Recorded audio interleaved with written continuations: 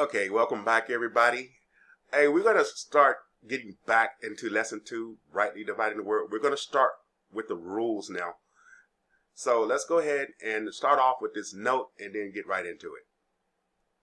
Okay, you should use the rules below in your mind only for the purpose of understanding. Always look up words and learn their meanings if you don't know what they mean.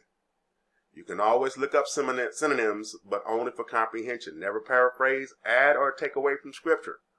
When memorizing Scriptures, you should memorize the word as it is written.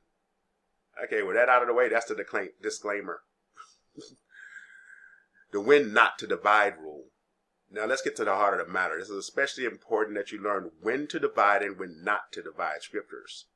When you are reading the Scriptures and dividing the word in your mind, and it makes no sense at all, or you find that you are adding or taking away from the Scripture, it is best to leave the verse as it is written. So we're going to go here to King James Authorized Versions.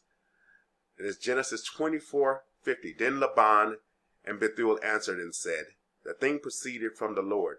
We cannot speak unto thee bad or good. Now, let's go to this divided. Let's see if we can divide it. King James Version divided. Then Laban and Bethuel answered and said.